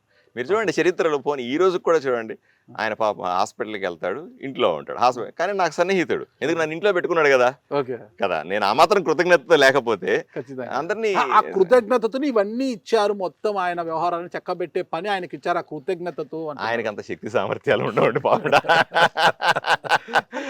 అన్న క్యాంటీన్ అజెండాలో పెట్టమన్నారు కదా, దాన్ని ఎందుకు మీరు రిజెక్ట్ చేశారంటే బాబు? అన్నా క్యాంటీన్ రిజెక్ట్ చేయడం కాదు సార్. ఇప్పుడు అన్నా క్యాంటీన్ మీద విపరీతమైన ఆరోపణలు వచ్చిన సందర్భంలో అయ్యా నేను చెప్పాను, మనం ట్రాన్స్పరెంట్గా ఉండాల్సిన అవసరం ఉంది, ఆదర్శంగా ఉండాల్సిన అవసరం ఉంది, దాని నాణ్యతను పరిశీలించి పెడితే అందరూ నోరు మూసుకుంటారు, ఎవడు కూడా నోరెత్తకుండా చేయాలన్నది నా ఆలోచన. ఇప్పుడు ఇన్ని ఆరోపణలు వస్తున్నాయి సార్, మీరు చెప్పిన ఇన్ని ఆరోపణలు ఉన్నాయి, ఇన్ని ఆరోపణలకు నేను స్వచ్ఛంగా బయటపడుతున్నాను కదా, అదే విధంగా దాన్ని కూడా బయటపడాలి, మా వాళ్ళకి చెప్తా ఉన్నా. మీనాక్షి నాయుడు గారు బామర్ది గారు అది ఎంత నిర్వహణ బాధ్యతలు తీసుకుంటామన్నారు కదా, ఏదో పెద్ద మనసు చేసుకొని ఇచ్చేస్తే బాగుంటాడ, మీకు సంతోషంగా ఉంటారు కదా మీరు కూడా. సార్ ఇప్పుడు కూటమిలో ఉన్న మీనాక్షి నాయుడు గారి మీద ఆరోపణలు వచ్చినా నా మీద వచ్చినట్టే కదండి, నేనే కదా ఇక్కడ ఎమ్మెల్యేగా ఉంటాను. నేను వాళ్ళకి చెప్పింది, నేను ఎక్కడ వాళ్ళని ఏమి అనలేదండి, ఎక్కడ ఇబ్బంది పెట్టలేదు. అయ్యా నాణ్యత పరిశీలించి మీడియాని తీసుకెళ్ళి చూపెట్టి పద్ధతిగా చేస్తే అన్నీ బాగుంటాయి, మనకు కూడా మంచి పేరు వస్తుంది అని చెప్పానండి, అంతమించి ఏమీ చెప్పలేదు. వాళ్ళు దాన్ని ఏదో విధంగా నన్ను భయపెట్టాలనో, ఏదో విధంగా నన్ను లొంగ తీసుకోవాలనో, ఏదో రకంగా నన్ను బ్లాక్మెయిల్ చేయాలనో, ఏదో ఇప్పుడు మీరు చెప్పారు కదా ఇన్ని ఆరోపణలు, పార్సారథి అది చేస్తున్నాడు, ఇది చేస్తున్నాడు, అది చేస్తున్నాడు, ఇది చేస్తున్నాడు, ఏదో రకంగా మన మీద బురద చల్లి ఏదో లొంగకపోతాడా పార్సారథి అనే ప్రయత్నం చేస్తే నేనేం చేస్తాను దానికి? నేను ఆ టైపు కాదే, నేను జాతీయ స్థాయిలో పనిచేసిన లీడర్ని, నాకు గల్లీ పాలిటిక్స్ చాలా సులభంగా చేయగలుగుతాను. అట్లా నేను అట్లా కూడా ఎప్పుడు ప్రయత్నం చేయను. నేను జాతీయ స్థాయి రాజకీయాలు చేసే సమయంలో నరేంద్ర మోదీ గారు లేదా భారతీయ జనతా పార్టీ నన్ను ట్రైన్ చేసిన సందర్భంలో మా వాళ్ళు కఠినంగా ట్రైన్ చేస్తారు. భారతీయ జనతా పార్టీ సిద్ధాంతాలు అలాగే ఉంటాయి సార్, నిలబడితే ప్రాణం పోయినా నిలబడమంటారు, అంతే తప్ప ఏ రోజు కూడా అన్కాంప్రమైజ్డ్ ఫైటే ఉంటుంది తప్ప. కేవలము మీనాక్షి నాయుడు గారు బామర్ది గారు నిర్వహణ బాధ్యతలు తీసుకుంటున్నారు కాబట్టి కక్ష గట్టి మీరు అన్నా క్యాంటీన్ విషయంలో కక్ష కట్టారు అంటున్నారు. నాకు రాజకీయ కక్షలే లేవు సార్. మీరు ఒకసారి గుర్తుపెట్టుకోవాలి, సాయి ప్రసాద్ రెడ్డి గారు ఎమ్మెల్యేగా ఉండి ఒక ఖాళీ జాగాని ఆక్రమించుకొని దాని మీద 4 అంతస్తుల ఇంద్రభవనాన్ని కట్టి దాన్ని వైఎస్ఆర్సీపీ పార్టీ ఆఫీస్ అని పేరు పెట్టి దాంట్లో ప్యాకాట్ ఆడిచ్చినాడు. ఆ రోజు కూడా నాకు తెలుసు ముక్కలు పట్టుకుంటే రాదంట. సరే అది నాకు తెలియదండి, నేను ఆయన పేక ముక్కలు పట్టుకుంటాడేమో నాకు తెలియదు, కానీ ప్యాక్ ఆడిచ్చింది వాస్తవం, ఈ ఊర్లో అందరికీ తెలుసు. నాకు మా ఇంటెలిజెన్స్ వాళ్ళు వీడియోలు పంపించారు, పైన ఉంది సార్ ప్యాకర్ క్లబ్ అని. నేను ఎందుకు చూపిస్తా? అట్లాగా మళ్ళీ రాజకీయాలు అవుతాయి అంటే ఏదేమైనా సార్ అలా చేస్తున్న సందర్భంలో కూడా నేను మొత్తం డాక్యుమెంటరీ ఎవిడెన్స్ తీసుకుని పత్రికాముఖంగా సోషల్ మీడియాలో పెట్టి ప్రెస్ మీట్ పెట్టి చెప్పినాను, ఇది ఆక్రమించుకున్నటువంటి బిల్డింగు, ఇది పూర్తిగా అక్రమ కట్టడము, మున్సిపాలిటీ నుంచి నోటీస్ కూడా వెళ్ళింది ఆయనకి. అన్ని చేసినప్పటికి కూడా నేను ఎక్కడ కక్ష సాధింపు చేయలే, ఆయన మీద చట్టపరంగానే పోతాను. ఏ తొందరపాటు చేసినా సరే ఈరోజు అనుకుంటారు నేనేదో మీనాక్షి నాయుడు గారి మీద కక్ష సాధిస్తున్నాను, నేనేదో సాయి ప్రసాద్ మీద కక్ష సాధిస్తున్నాను. లేదు సార్, నేను ప్రజల వైపున ఉంటాను అంతే, అంతకు మించి నాకు ఏ కక్షే ఉండదండి ఎవరి మీద. నేను ప్రేమిస్తాను సార్. సార్ ఆయన నాకు రాజకీయ ప్రత్యర్థి అంతే తప్ప నాకు అంతకు మించి ఏమి తెలియదు, అంతకుమించి నేను ఎక్కువ ఆలోచన చేయను వ్యక్తి గురించి. ఇప్పుడు సాయి మీనాక్షి నాయుడు గారు అంటే ఆయన మా కూటమిలో ఉన్నటువంటి పెద్ద మనిషి, అంతే తప్ప నాకు అంతకుమించి ఎక్కువ ఆలోచన చేయను ఆయన గురించి. కానీ నేను ప్రజల వైపు నుంచి నిలబడతాను, ప్రజల నుంచి మాట్లాడతాను, వాళ్ళ నోటుకొచ్చింది మాట్లాడుతా ఉన్నాడు. ఇప్పుడు తెలుగుదేశం పార్టీ వాళ్ళ బామర్ది ఆయన వీళ్ళు ఆయన నోటికొచ్చింది నాతో బురద ఎదులుతున్నారు, మాట్లాడుతూ ఉన్నారు, నాకేం ఇబ్బంది లేదు. టీడీపీలో 5 వర్గాలు ఉంటే 4 వర్గాలు మీకు అనుకూలంగా ఉంటే మీనాక్షి నాయుడు వర్గం మాత్రం ఎందుకు మీకు వ్యతిరేకంగా ఒక శత్రువులా మారిపోయారంటారు? అంటే నేను వాళ్ళకి లొంగలేదుగా, వాళ్ళు అడిగిన మిగతా వాళ్ళు లొంగాలి, వాళ్ళు ఏం అడగల నన్ను పాపం, వాళ్ళు ఇటువంటి ఏమి అడగల, వాళ్ళు ఎవరు ఆ స్థాయిలో ఇబ్బంది పెట్టే పరిస్థితి లేదు. వాళ్ళేదో రాజకీయాలు వాళ్ళు మామూలు రాజకీయాలు చేస్తారు అంతే తప్ప నాకు అది చేయాలి ఇది చేయాలని నువ్వు నేను చెప్పిన చోట గొంతెమ్మ కోరిక తప్పుడు ఆలోచనలు లేవు వాళ్ళకి ఎవరికి. మీరు వచ్చారు ఏదో సాధిస్తారు అని అందరూ అనుకుంటున్నారు, కానీ సాయిప్రసాద్ రెడ్డి గారు కష్టపడి తెచ్చిన మెడికల్ కళాశాల కూడా ఈరోజు నిలబడిపోయింది. పనులు నిలిపేశారు. చంద్రబాబు నాయుడు గారి ఆదేశాల మేరకు నిలిపేశారు. ఇదేనా సాధించే ప్రగతి? సాయిప్రసాద్ రెడ్డి గారు కష్టపడి ఒక డిగ్రీ కళాశాల తెస్తే ఆ డిగ్రీ కళాశాలకి ఇంతవరకే ఆయన భూమి పూజ కూడా చేయకుండా ఉన్నారు. ఆర్టీసీ కాంప్లెక్స్ కూడా నిలబెట్టేశారు. కమిషన్ల కోసం ఆ కాంప్లెక్స్ నిలబెట్టేశారు. ఇదేనా సాధించే ప్రగతి అని అవతల వర్గం నుంచి వస్తున్న వాదన. సాధారణంగా బురద జల్లినప్పుడు కడుక్కోవాలి శుభ్రంగా, Right. కడుక్కునే అవకాశం ఇవ్వండి, అంతే, ఇంకేం లేదు. ఒకటి మెడికల్ కాలేజీకి సంబంధించి అది మెడికల్ కాలేజీ ఇప్పటికి కూడా 40% పూర్తయింది. 60% పూర్తి చేయాలి. ప్రభుత్వాన్ని డబ్బులు మళ్ళీ మళ్ళీ అడుగుతా ఉన్నాం. ప్రభుత్వ ఆలోచనలో 2-3 ఆప్షన్స్ తీసుకుంటుంది. పీపీ మోడల్లో పెట్టాలా, లేకపోతే నార్మల్గా ఇట్లాగే గవర్నమెంట్ దీంట్లో చేయాలా అని ఆలోచన చేస్తా ఉంది. ప్రభుత్వం ఈ నిర్ణయం తీసుకుంటే 100% దాన్ని పూర్తి చేస్తాం. రెండోది మున్సిపల్ కాంప్లెక్స్కి సంబంధించిన నేను ఇంతకుముందు కూడా చెప్పానండి, ఆ 60-40 కుటుంబాల్లో ఆ సాయిప్రసాద్ రెడ్డికి కుడిభుజం కాంట్రాక్టర్, దానికి 33 కోట్ల రూపాయలకు సంబంధించినటువంటి కాంట్రాక్ట్ అది. దాన్ని ఆయన కొంత పూర్తి చేశాడు. పూర్తి చేసిన తర్వాత గవర్నమెంట్ ఊహించలేదు, వాళ్ళు ఇంకొకటి ఎమ్మెల్యేగా వస్తారని ఊహించలేదు. ఇప్పుడు నేను ఎలక్షన్ రాగానే మానేశారు పనులన్నీ కూడా, పనులు చేయట్లేదు. 4 కోట్ల రూపాయలు వ్యాపారస్తులు దాన్ని కట్టినప్పటికి కూడా పనులు పూర్తి చేయట్లేదు. నేను రిపీటెడ్గా అడుగుతాను, పూర్తి చేయండి, మాకు డబ్బులు ఇస్తే పూర్తి చేస్తాను. డబ్బులు ఇస్తే వాడు పారిపోతాడు కాంట్రాక్టర్, ఎందుకంటే అంత నాణ్యత లేకుండా కడుతున్నాడు దాన్ని ప్రశ్నిస్తాం 100%. దాన్ని పూర్తి చేయమని అడుగుతాం. నాణ్యత పేరు చెప్పి మీకు రావాల్సిన వాటాల కోసమే. నాకేం వాటా వస్తుంది సార్? భలేవాడు సార్, నాకు డబ్బే సార్, డబ్బు ఊరికే రాదు. నాకు ఆ ఆలోచన లేదు, అట్లాంటి పద్ధతులు నా దగ్గర లేవు. వరి అవ్వాల్సిన ప్రమాణం చేసి చెప్పండి, మీ కార్యకర్తల సాక్షిగా ప్రమాణం చేయండి, ఎటువంటి అక్రమార్జన కోసం నేను తహతహలాడడం లేదు, నీతి నిజాయితీగాని 100 రోజుల పరిపాలన నేను చేశానని చెప్పండి మీ కార్యకర్తల సాక్షి. నేను చెప్పడం, మీరు ఊర్లోకి పోయి కెమెరాలు పట్టుకుని అడగండి అంతే. మీరు ఏ ఆఫీసులో అని అడగండి, ఏ కాంట్రాక్టర్ అని అడగండి, ఎవడన్నా నాకు రూపాయి ఇచ్చినాడా అని ప్లాన్ చేయి.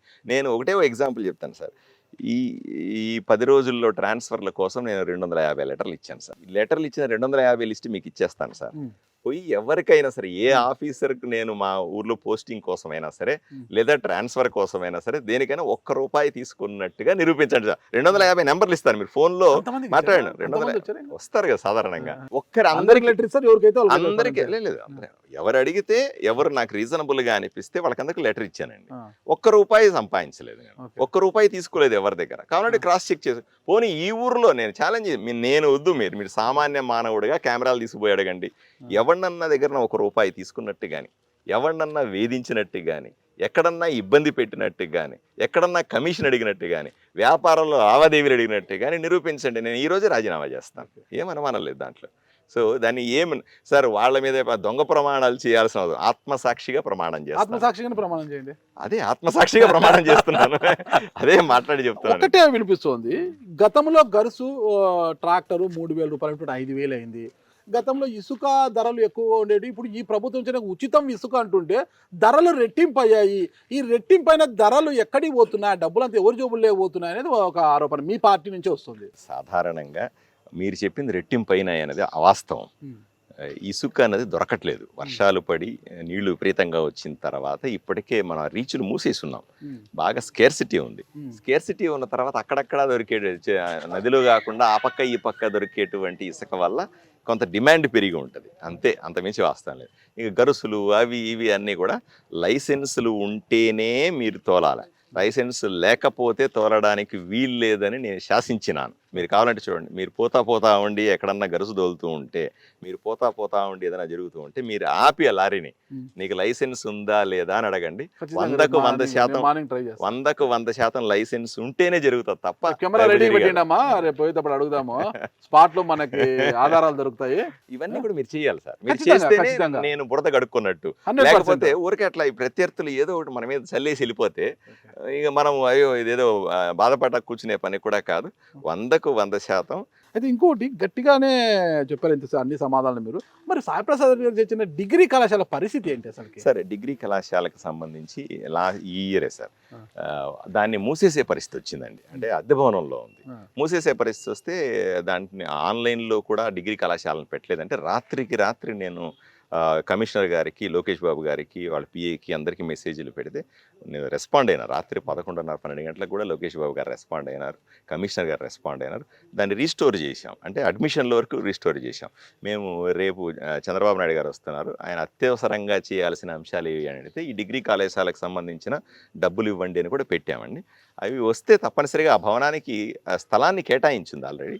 అక్కడ దాన్ని బిల్డింగ్ కట్టడానికి వెంటనే ప్రయత్నం చేస్తాం సార్. మొత్తం మీద ఆదోని డెవలప్మెంట్ విషయం అంటే పర్మనెంట్ స్ట్రక్చర్స్ ఏమేమి చేయాలనుకున్నాం? ఇప్పుడు చూస్తే మనకు రైల్వే ఫ్లైఓవర్ ఒకటి. సార్ నేను ఎలక్షన్లు అయిపోయిన తర్వాత నేను చాలా స్పష్టంగా చెప్పాను సార్, రాజకీయాలతో నాకు సంబంధం లేదు, నాకు ఆ పార్టీ ఈ పార్టీ అని తేడా లేదు, ఏ పార్టీ అని కాదు, ఆదోనిని అభివృద్ధి చేసే పార్టీ అని నేను లేబుల్ వేసుకొని ప్రజల్లో తిరుగుతా ఉన్నాను. పర్మనెంట్ స్ట్రక్చర్స్ కావాలి అంటే ఆదోనికి స్పష్టంగా 3 అంశాలు అనేది. ఒకటి మౌలిక సదుపాయాలు సార్, మంచినీళ్ళు సార్. ఏ గ్రామానికి పోయినా ఊర్లో కూడా మంచినీళ్ళు 4 రోజులకు ఒకసారి 5 రోజులకు ఒకసారి వస్తాయి సార్. ఈ రోజు కూడా అదే పరిస్థితి ఉంది సార్. మంచినీళ్ళ కోసం ఏర్పాట్లు చేసుకోవాలి. కేంద్ర ప్రభుత్వ రాష్ట్ర ప్రభుత్వాలు కలిపి చేసేటువంటి జలజీవన్ మిషన్ లాంటి కొత్త పథకాలు, అమృత్ లాంటి పథకాలు, ఇంటింటి కొళాయి ఇచ్చే పథకాలు, వీటిని చేపట్టాల్సిన అవసరం ఉంది సార్. నేను వచ్చిన వెంటనే కూడా రామ్జలా చెరువు అనే చెరువునంతా కూడా శుభ్రం చేసి దాంట్లో ఉన్న నీళ్ళన్నీ బయటికి తోడేసి, అది విషపు నీళ్ళు అని చెప్పేవాళ్ళండి, ఆ నీళ్ళన్నీ బయటికి తోడేసి మళ్ళీ ఫ్రెష్గా నీళ్లను పట్టే ప్రయత్నం చేస్తూ ఉన్నాం సార్. అలాగే రోడ్లకు సంబంధించిన అంశం, ట్రాఫిక్ విపరీతంగా ఉంది. మీరు ఇప్పుడు కూడా పోతే ఇంతలా గుంతలు ఉంటాయి సార్, ఇవన్నీ కూడా సెట్ చేసుకోవాల్సిన అవసరం ఉంది. రోడ్ల వెడల్పు, పేదవాళ్ళకి ఇల్లు సార్ ప్రధానమైన సమస్య. ప్రతి పేదవాడికి ఇవ్వాల్సిన ఇల్లు బాగా ఇబ్బంది ఉంది. ఎందుకంటే జగనన్న కాలనీ పేరు మీద కానీ లేదా టిట్కో ఇళ్ల పేరు మీద వేలాది ఇళ్ళు కట్టినప్పటికీ కూడా ఈ రోజు కూడా ఎంతో మంది పేదలకు ఇళ్ళు లేవండి. వీటిని కూడా సరిచేయాల్సిన అవసరం ఉంది. వీటన్నిటిని చేసుకుంటే తప్ప ఈ ఊర్లో అభివృద్ధి కనిపించదు. పని మొదలుపెట్టినాం, ఎమర్జెన్సీ వర్క్ కోసం అని కొంత పని మొదలుపెట్టినాం, చిన్న ఫండ్స్ వస్తూ ఉన్నాయి. వీటన్నిటిని కూడా మనం సెట్ చేసుకోవాల్సిన అవసరం ఉంది. వీటన్నిటిని ప్రజల దగ్గర తీసుకుపోవాల్సిన అవసరం ఉంది. ఓకే, మామూలుగా ఎమ్మెల్యే పార్థసారథి వాల్మీకి గారు ఎప్పుడు కూడా చిరునవ్వు తప్పితే కోపము అనేది చూడలేదు మేము. నాకు గతం నుంచి మీరు పరిచయస్తులే కాబట్టి, కానీ మీకు కూడా అప్పుడప్పుడు కోపం వస్తుంటుంది. ఇటీవల మున్సిపాలిటీకి వెళ్ళినప్పుడు కూడా అక్కడ ఉన్న కౌన్సిల్ సిబ్బంది కావచ్చు, వీళ్ళందరూ కూడా నిలదీయడము, మీరు వాళ్ళ మీద ఫైర్ కావడము, కొంతమంది టీడీపీ కార్యకర్తలని యూజ్లెస్ ఫెలోస్ అని తిట్టేలాట్టుగా సోషల్ మీడియాలో ఎంతో వైరల్ కావడం ఇదంతా జరిగింది. ఇదేంటిది, పార్థసారథి గారికి కూడా కోపం వస్తుందా? నెంబర్ 1, నాకు ఎప్పటికీ కోపం రాదు.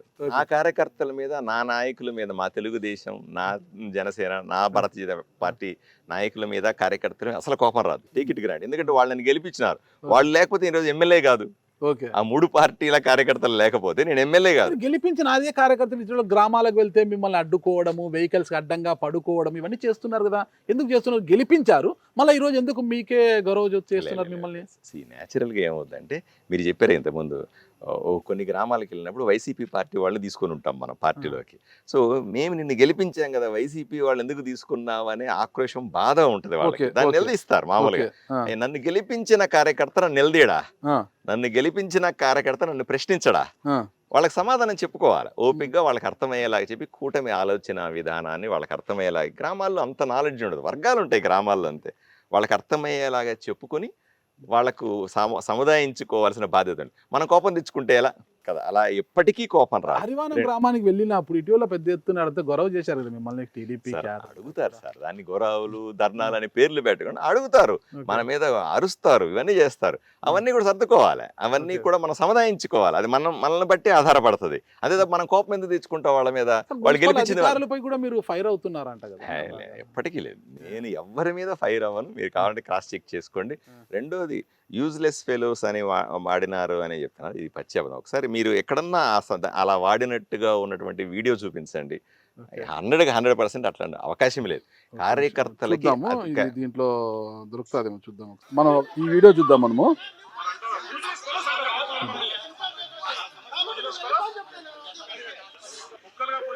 వాళ్ళ ఆవేదన చూడండి.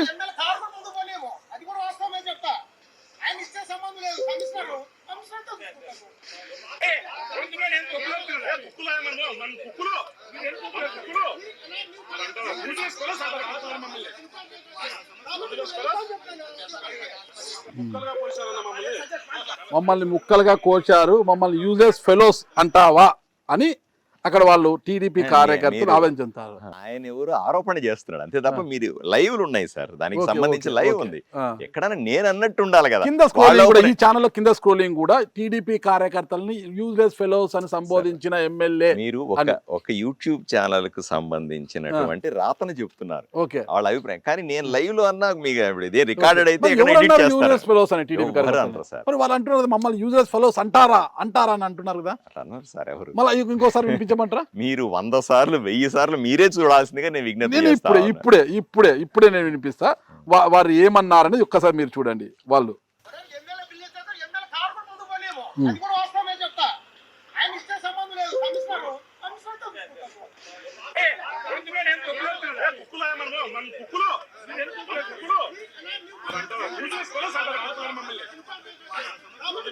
మీరు చూడండి సార్, మీరు ఆయన ఆరోపణ చేస్తారు యూజెస్ ఫెలో అంటావా అంటున్నాడు. ఫెలోస్ అని అంటావా మమ్మల్ని అని అంటున్నారు. నేను ఎక్కడన్నా చెప్తే కదా. ఎవరు అక్కడ అన్నారు? సరే మీరు అనలేదు, మీరు అక్కడ స్పాట్ లో ఉన్నారు. మీరు అన్నారా, కమిషనర్ అన్నారు, ఎవరన్నారు? మరి ఇప్పుడు ఏమైందంటే ఈ మీనాక్షి నాయుడు వర్గానికి చెందిన వ్యక్తులు ఏం చేస్తున్నారంటే ఆయనకి సంబంధించిన బంధువర్గం అంతా ఏదో విధంగా తెలుగుదేశం పార్టీ కార్యకర్తలను ఎగదోసే ప్రయత్నం చేస్తా ఉన్నారు. కార్యకర్తలు ఏమో అనేసాడు, పార్టీని ఏదో అనేసినాడు, చంద్రబాబుని ఏదో అనేసినాడు. ఇట్లాంటి మాటలు చెప్తే సాధారణంగా తెలుగుదేశం పార్టీ కార్యకర్తకి కోపం వస్తుంది. వాళ్ళకి కావాల్సింది అదే. ఈ రోజు తెలుగుదేశం పార్టీ కార్యకర్తని పార్థసారథికి దూరం చేయాలి, అంతకు మించి ఏమీ లేదు వాళ్ళ ఆలోచన విధానం. వాళ్ళ వెనకాల ఉండాలని అంతే తప్ప వీళ్ళు చేసింది నేను మళ్ళీ స్పష్టంగా ఆరోపణ చేస్తా ఉన్నాను. చూడండి, నిజం. మీరు కావాలంటే టౌన్ లో పోయి ఎంక్వైరీ చేయండి.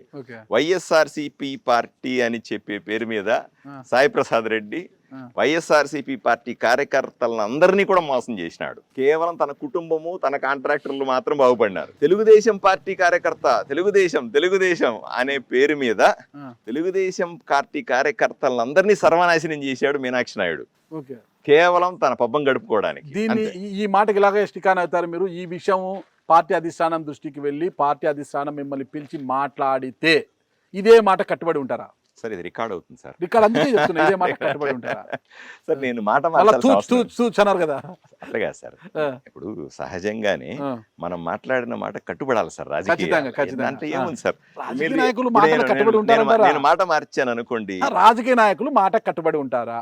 ఉండాలి సార్, లేకపోతే క్యారెక్టర్ ఉండదు సార్. అంతే కదా సార్. మీరు రేపు పొరపాటు నేను మళ్ళీ మాట మార్చాను అనుకోండి, ఇవన్నీ మీరు చూపిస్తారు కదా సార్. ఖచ్చితంగా చూపిస్తాము, 10 సార్లు వేస్తాము. ఎప్పుడైనా సరే సార్ మాట్లాడే ముందే అన్ని ఆలోచన చేసుకుంటాం. మాట్లాడిన తర్వాత మళ్ళీ వెనక్కిపోయే ఆలోచన ఎవరికీ ఉండదు. చాలా స్పష్టంగా నేను తెలుగుదేశం పార్టీకి కూడా చెప్పినాను, నేను గెలిచిన వెంటనే లేదా ఈ గొడవ జరుగుతున్న సందర్భంలో తెలుగుదేశం పార్టీ కూడా స్పష్టంగా చెప్పినాను, మీనాక్షి నాయుడు గారు వ్యక్తిగతంగా ఆయన కుటుంబం నన్ను ఓడించడానికి ప్రయత్నం చేశారని చెప్పాను. నన్ను గెలిపించిన తెలుగుదేశం పార్టీ కార్యకర్తలు, తెలుగుదేశం పార్టీ కార్యకర్తలు వేరే, మీనాక్షి నాయుడు కుటుంబం వేరే. దయచేసి రెండు ఒకటిగా చూడొద్దండి, అర్థమైందా? ఇది 60-40లో భాగం. ఇది మీనాక్షి నాయుడు కుటుంబం అన్నది, సాయి ప్రసాద్ రెడ్డి కుటుంబం అనేది. తెలుగుదేశం పార్టీ కార్యకర్తలు వేరే, జెండా మోసేవాళ్ళు, తెలుగుదేశం కోసం ప్రాణం ఇచ్చేవాళ్ళు, వాళ్ళని గెలిపించినారు. వాళ్ళు ఎవరు చూసి గెలిపించినారు? చంద్రబాబు నాయుడు గారు మొహం చూసి గెలిపించినారు, లోకేష్ బాబు గారు మొహం చూసి గెలిపించినారు, కూటమి గెలవాలని నన్ను గెలిపించినారు. వైఎస్ఆర్సీపీ కార్యకర్తలు వేరే, సాయి ప్రసాద్ రెడ్డి వేరే. అర్థమైందా? దయచేసి 60-40 వేరే, కార్యకర్తలు వేరే అన్న విషయాన్ని మాత్రమే నేను మీకు చెప్పాలనుకుంటున్నాను. ఓకే, ఇంకా ఆ విషయం మనం పక్కన పెడితే రాష్ట్ర వ్యాప్తంగా వైసీపీ నుంచి ఒక ప్రశ్న ఉత్పన్నమవుతోంది.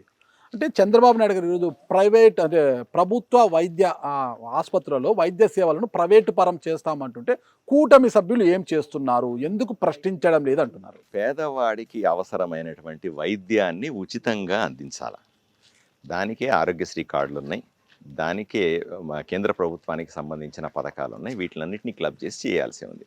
ఇప్పుడు కొత్తగా మెడికల్ కాలేజీల పేరుతో ఏదైతే మనం చాలా మెడికల్ కాలేజీ తెరిచామో వాటిల్లో కూడా తీవ్రమైనటువంటి స్టాఫ్ కొరత ఉంది, ఎక్విప్మెంట్ కొరత కూడా ఉంది. వీటిని కూడా తీర్చాల్సిన అవసరం ఉంది. కానీ ఇప్పటికే రాష్ట్ర ప్రభుత్వ ఆర్థిక పరిస్థితి భయానకంగా ఉంది. 100 రూపాయల ఆదాయం వస్తే రోజు 113 రూపాయలు ఖర్చు ఉంది. సో దీన్ని ఏ విధంగా తట్టుకోవాలని మా నాయకుడు చంద్రబాబు నాయుడు గారు తీవ్రంగా ఆలోచన చేస్తూ ఉన్నారు. ప్రభుత్వాన్ని నడపాల, ఆలోచన చేయండి సార్.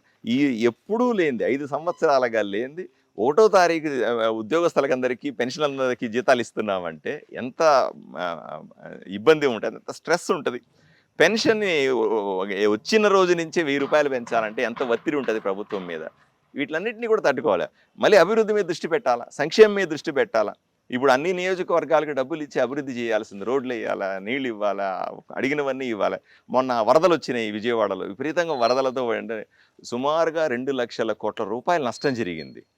దానిని భర్తీ చేయాలి. ఇవన్నిటినీ కూడా ఆలోచన చేస్తే రాష్ట్ర ప్రభుత్వం ఇబ్బంది పడతా ఉంది. ఇబ్బందిని ప్రజలు అర్థం చేసుకున్నారు కూడా. అయినప్పటికీ కూడా చంద్రబాబు నాయుడు గారు రాత్రి పగలు వదలకుండా పనిచేస్తూ ఉన్నాడు. ఆయన ముఖ్యమంత్రిగా ఉన్నాడు కాబట్టి కనీసం హోప్ ఉంది ఈరోజు రాష్ట్రం బాగుపడుతుంది. లేకపోతే ఆ హోప్ కూడా ఉండేది కాదు. ఈరోజు ప్రజలకందరికీ ఒకే నమ్మకం, చంద్రబాబు నాయుడు గారు ముఖ్యమంత్రిగా ఉన్నారు, పవన్ కళ్యాణ్ గారు ఉప ముఖ్యమంత్రిగా ఉన్నారు. వీళ్ళిద్దరి వల్ల ఈ రాష్ట్రం ఎమ్మెల్యేగా ఉన్నారు. ఇక్కడ ఆదోనికి ప్రజలు ఇప్పుడు ఈరోజు ఆదోనిలో ప్రజల ఆలోచన విధానం కూడా అదే కదా, వాళ్ళ భరోసా కూడా అదే కదా. పారసారథి వచ్చినాడు, మనం ఓట్లేసి గెలిపించినాం. 3వ వ్యక్తి కావాలనుకున్నాం, ఈ వాళ్ళిద్దరూ ఓడించాలనుకున్నా సరే పారసారథి మనం గెలిపించుకున్నాం. ప్రజలు 3వ వ్యక్తి ఉండడు అనుకుంటున్న తరుణంలో 3వ వ్యక్తిగా మీరు వచ్చారు. ఈ నేపథ్యంలోనే ఆదోని ప్రజల రుణం తీర్చుకోవడానికి ఈ 5 ఏళ్లలో వాళ్ళకి ఇచ్చే ప్రధానమైన గిఫ్ట్ ఏంటి? 100% అభివృద్ధి. అభివృద్ధి అంటే మంచినీళ్ళు ఇచ్చి అభివృద్ధి, రోడ్లు ఇచ్చి అభివృద్ధి, కనీస వనరులు ఇచ్చి అభివృద్ధి, ప్రతి ఇళ్ళు ఇచ్చి రైల్వే బ్రిడ్జ్ ఇచ్చి అభివృద్ధి. ఇట్లా రకరకాల అభివృద్ధి చేసే వాళ్ళకి గిఫ్ట్ ఇవ్వాలి. అంతకు మించి ఏం ఆప్షన్ లేదు. ప్రజలు సార్ ప్రజలు ఈ రాజకీయాలు కోరుకోరు సార్. 24 గంటలు కొట్టుకునే రాజకీయాలు, ఎవరు 24 గంటలు ఒకరి మీద ఒకరు బురద జల్లే రాజకీయాలు, 24 గంటలు ఒకరు నీ పార్టీ నా పార్టీ వాడి గెలుపు ఈ రాజకీయాలు ప్రజలు కోరుకోరు. ప్రజలు కోరుకునేది కేవలం మేము ఎమ్మెల్యేగా ఓటేసినావు, నువ్వు ఎమ్మెల్యే, నువ్వు ఏమాత్రం అభివృద్ధి చేసి చూపిస్తావు చెప్పాయా, ఇది అన్నీ అనవసరం. నువ్వు 5 ఏళ్ళు రాజకీయాలే మాట్లాడితే అభివృద్ధి ఎప్పుడు చేస్తావు? దీనికోసం కాదు కదా నేను గెలిపించింది. ఈ డెవలప్మెంట్ తో పాటు ఉపాధి అవకాశాలు అంటే గతంలో ఇక్కడ కాటన్ మిల్స్ కావచ్చు, నూనె మిల్స్ ఇవన్నీ ఉన్నాయి. ఇప్పుడు అన్నీ కూడా మిల్స్ అన్నీ కూడా మూత పడిపోయాయి కదా. వాటిని కూడా మీరు కేంద్రంతో, అంటే బీజేపీలో ఉన్నారు కాబట్టి కేంద్రంతో మాట్లాడి వాటిని తెరిపించే ప్రయత్నం కావచ్చు, లేదంటే కొత్త పరిశ్రమలు తీసుకొచ్చి యువతకు ఉపాధి అవకాశాలు కల్పించే విషయంలో ఎలాంటి చర్యలు తీసుకుంటారు సార్? 100% కొత్త ఫ్యాక్టరీలు రావాలి సార్. చాలా మంది మహిళలు కూడా అడుగుతారు, ఏదో ఉపాధి ఇప్పించప్ప, ఏదో పని ఇప్పించప్ప, నువ్వు మాకు చిన్న డబ్బులు ఇస్తే చాలప్ప అని బాధపడే వాళ్ళు చాలా మంది ఉంటారు. వీళ్లకు ఉపాధి ఇప్పించాలి. ఫ్యాక్టరీలు మనం ప్రయత్నం చేస్తా ఉన్నాం. నాకు తెలిసిన కాంటాక్ట్స్ ఇండస్ట్రియల్ మినిస్టర్ మా మంత్రి టీజీ భరత్ గారు, ఆయన్ని రిపీటెడ్గా ఎక్కడ కనబడితే ఆయన సతాయిస్తూ ఉంటాను నేను. అన్న మాకు ఒక నీ దగ్గర 10 ఫ్యాక్టరీలు వస్తే మా దగ్గర ఒకటన్నాడు, నాకే దిక్కు లేదా బాబు నీ దగ్గరికి ఎడ అంటుంటాడు, సరదాగా జోకులు వేసుకుని ఉంటాడు. సో ఏదో రకంగా ఆయన ప్రయత్నం చేస్తా ఉన్నాడు. చంద్రబాబు నాయుడు గారు వివిధ స్కీములు పెట్టి సింగిల్ విండో విధానం ద్వారా ఫ్యాక్టరీలు తీసుకురావడానికి కొంచెం ప్రయత్నం చేస్తాం. ఇన్ని ప్రయత్నాల్లో తప్పనిసరిగా ఫలిస్తాయి, కానీ ఓవర్ నైట్ సాధ్యం కాదు. నేను మొదటిసారి ఎమ్మెల్యేని, ప్రజల్లో ఉండి ప్రజల ఆలోచన విధానాన్ని, ప్రజల అవసరాలని గుర్తించడానికి ప్రయత్నం చేస్తాను. ఇల్లు తిరుగుతాను. ఎందుకంటే ఎలక్షన్లకు ముందు నాకు 28 రోజుల్లో, నెల రోజుల్లో నాకు అంత తిరిగే అవకాశం రాలే. ఇప్పుడు మాత్రం ఎలక్షన్ల తర్వాత ఇల్లు తిరుగుతా ఉన్నా, బాగా కష్టపడి పని చేస్తా ఉన్నా. నేను నేర్చుకుంటా ఉన్నా, ప్రజలకు ఏం కావాలనేది నేను కూడా నేర్చుకుంటా ఉన్నాను కదా, నిత్య విద్యార్థి లాగా. కాబట్టి నాకు ఇంత ముందు కంటే ఇప్పుడు అవగాహన పెరిగింది ఆదోని మీద. ఇంత ముందు కంటే నా ఆలోచన మారింది ఆదోని మీద. ఇంత ముందు కంటే ఇప్పుడు అవసరాలు తెలిసినాయి ఆదోని మీద. కాబట్టి డెఫినెట్గా మెల్లిమెల్లిగా ఈ పని చేస్తూ ఎంతో కొంత అభివృద్ధిని సాధించడం నాకు చాలా సులభమని అనిపిస్తుంది. సమయంతో కూడుకుంది. అంటే నాయకుడు ఎవరైనా ఎదిగాడంటే కార్యకర్తల యొక్క సహకారము, వాళ్ళ కృషితోనే, వాళ్ళ రెక్కల కష్టంతో నాయకుడు ఎదుగుతాడు. అలాంటి కార్యకర్తల కోసము వారికి అసలు కార్యకర్తల గురించి ఏం చెప్తున్నారు, వాళ్ళకి ఎలాంటి భరోసా ఇవ్వబోతున్నారు? కార్యకర్తను కాపాడుకోవాలి సార్. కాపాడుకోవడమేనా వారి యొక్క భవిష్యత్తు కావచ్చు సార్? ఇప్పుడు కార్యకర్త తన సొంత కాళ్ళ మీద నిలబడుకోవడానికి ఎన్నో అవకాశాలు ఉంటాయి. ఉదాహరణకి ఏదో కార్యకర్త ఉంటాడు అనుకోండి, కార్యకర్తకు తగినంత బ్యాంకు దగ్గర నుంచి మాట్లాడి లోన్లు ఇప్పించి వ్యాపారాలు చేసుకోమన్నా వాళ్ళ సొంత కాళ్ళ మీద నిజాయితీగా పని చేసుకుంటారు. లేదా అతనికే ఒక చిన్న యాక్టివిటీని, అంటే కుటీర పరిశ్రమలు లాంటివి, అంటే నేను స్కిల్ డెవలప్మెంట్ మీద చాలా పెద్ద ఎత్తున ప్రయత్నం చేస్తాను సార్. ఆదోనిలో సుమారుగా 73,000 మంది మహిళా సంఘాల్లో కార్యకర్తలు ఉన్నారు సార్. మా కార్యకర్తల భార్యలు కూడా మహిళా కార్యకర్తలు, అంటే మహిళా కార్యకర్తలు కానీ మగవాళ్ళకందరికీ వాళ్ళ ఇంట్లో వాళ్ళు కూడా ఈ పొదుపు సంఘాల్లో ఉంటారు. పొదుపు సంఘాల్లో మహిళలకు లక్షలాది రూపాయలు లోన్లు వస్తాయి సార్ బ్యాంకుల నుంచి. మగవాళ్ళకి రావు, మహిళలకు వస్తాయి. ఆ మహిళలకు ప్రాపర్గా ఆ డబ్బుని ఎలా ఇన్వెస్ట్ చేసి వ్యాపారం చేసి డబ్బు సంపాదించాలని నేర్పించగలిగితే పెద్ద ఎత్తున ఊరిలో మార్పు వస్తారని నమ్ముతాను నేను. అందువల్ల ఈ మధ్యనే మహిళా సంఘాల అందరితో కలుస్తా ఉన్నాను, వ్యక్తిగతంగా కలిసి ఇక్కడ ఉపయోగపడే ఆ మహిళలు చేసుకోగలిగినటువంటి కుటీర పరిశ్రమలు, మహిళలు ఇళ్లలోనే చేసుకోగలిగినటువంటి స్కిల్ డెవలప్మెంట్ ప్రోగ్రామ్స్, మహిళలు ఇక్కడే వ్యాపారం చేసి ఇళ్లల్లోనే ఇంటి ముందే వ్యాపారం చేసి ఎక్కడికైనా సప్లై చేసి సంపాదించగలిగిన వ్యాపారాలు, వీటి మీద దృష్టి పెట్టాను. ఆ మహిళ బాగుపడితే, మహిళ బలవంతురాలు అయితే, దాన్నే మేము హిందీలో ఆర్థిక స్వావలంబన సాధిస్తే లఖపతి దీది అంటాం. అంటే ఒక పథకం కూడా ఉంది ఆ పేరు మీద. నరేంద్ర మోదీ గారి పథకం ఏంటంటే లఖపతి దీది అనే పథకం. లఖపతి దీది అంటే లక్షాధికారుల్ని కోటీశ్వరులు చేయాలి మహిళల్ని. అటువంటి ప్రోగ్రామ్స్ మీద నేను ఎక్కువ దృష్టి పెడతాను. ఎందుకంటే ఏ నియోజకవర్గం, ఆ రాష్ట్రంలో ఇన్ని నియోజకవర్గాలకు కూడా కేంద్ర ప్రభుత్వం నుంచి నేరుగా డబ్బులు వస్తా ఉన్నాయి. మీరు గమనించలేదు, నేరుగా సర్పంచులకు వచ్చే డబ్బులు ఇప్పుడు వస్తూ ఉన్నాయి. ఇంతకుముందు దాని అట్లా పడతాయి, రాత్రికి జగన్మోహన్ రెడ్డి ఎత్తిపోయాడు. అవన్నీ కూడా మనకందరికి తెలిసిన అంశాలే. ఈరోజు మండల పరిషత్కి నిధులు వస్తూ ఉన్నాయి, గ్రామాలకు నిధులు, జెడ్పీ నిధులు వస్తూ ఉన్నాయి, రాష్ట్ర ప్రభుత్వం కేంద్ర ప్రభుత్వం నుంచి నేరుగా వస్తూ ఉన్నాయి, నేరుగా గ్రామాల్లో ఖర్చు పెట్టి నిధులు వస్తాయి, ఎన్ఆర్జీఎస్ పనికి ఆహార పథకానికి సంబంధించిన విపరీతమైన డబ్బులు వస్తాయి. ఇవన్నీ నా ఉద్దేశం ఒకటే సార్, నియోజకవర్గానికి రాష్ట్ర కేంద్ర ప్రభుత్వాల నుంచి వచ్చే డబ్బుల్ని సరిగ్గా ఖర్చు పెడితే చాలు అంటాను. వాటిల్లో అవినీతి లేకుండా చేస్తే చాలు అంటాను. అవి సరిగ్గా ప్రజలకు ఉపయోగపడితే చాలు, ఊరు ఆటోమేటిక్గా డెవలప్ అయిపోతుంది. నేనే గొప్పగా ఈయనకల్లా వచ్చే డబ్బుల్లో అవినీతి లేకుండా, రాజకీయ ప్రమేయం లేకుంటే చాలంటాను నేను. చాలా చక్కగా చెప్పారు సార్. అవినీతి గురించి మాట్లాడుతున్నారు. ఫైనల్గా ఒకటే చెప్పండి, ఎవరైనా పెట్టుబడిదారులు ఇక్కడ పరిశ్రమలు ఏర్పాటు చేయడానికి, పెట్టుబడిదారులు ఎవరు వచ్చినా కూడా ఎవ్వరికి భయపడకుండా, ఎలాంటి ఆందోళన లేకుండా, అవినీతి అనేది లేకుండా, అంటే ముడుపులు ఇచ్చుకునే ఇది లేకోకుండా సింగిల్ విండోలో అనుమతులు ఇప్పించే బాధ్యత నాది, మీరు మా ప్రాంతానికి రండి అని ఇక్కడే ఆహ్వానించగలరా సార్? నేను పెద్ద పెద్ద ఫ్యాక్టరీలు కూడా అక్కర్లేదు సార్. నేను పక్క ఊర్లో పోయినప్పుడు నేను ఆ వైపు పోయిన వాళ్ళందరినీ, ఆదోనితో కనెక్ట్ ఉన్న వాళ్ళందరినీ చెప్తున్నా, ఏదో చిన్నపాటి వ్యాపారమైనా ఆదోనిలో స్టార్ట్ చేయండి అప్ప అని చెప్తున్నాను. ఓ ఎగ్జాంపుల్ చెప్తానండి. సాయి ప్రసాద్ రెడ్డి ఎమ్మెల్యేగా ఈ ఊరిలో ఎవరో కొంతమంది వచ్చి గ్రానైట్కి సంబంధించినటువంటి షాపులు పెట్టారండి. షాపులు పెడితే ఈయన డబ్బులు అడిగినాడు వాళ్ళు ఇవ్వలేదు. వాటా అడిగినాడు, ఇవ్వలేదు. ఒక నెల చూశాడు. తర్వాత వచ్చి వాళ్ళ అనుచరులు వచ్చి ఆ రాళ్ళన్నీ బద్దలు కొట్టి వాళ్ళని తరిమేశారు. వాళ్ళు భయభ్రాంతులు వెళ్ళిపోయి పారిపోయినారు కర్నూలుకి. అక్కడ పోయి నానా బాధలు పడతా. నేను ఎమ్మెల్యే అయిన తర్వాత వాళ్ళని ఎవరో ఇట్లా మీరు చెప్పారు కదా, ఎవరెవరి దగ్గర అప్రోచ్ అవుతారు, పిఏ దగ్గర, స్నేహితుడి దగ్గర, ఎవరో దగ్గర అప్రోచ్ అవుతారు. మీలాంటి వాళ్ళ దగ్గర సన్నిహితులుగా ఉన్న వాళ్ళకి అప్రోచ్ అవుతారు. అప్రోచ్ అయినప్పుడు నేను రండి అని చెప్పినాను.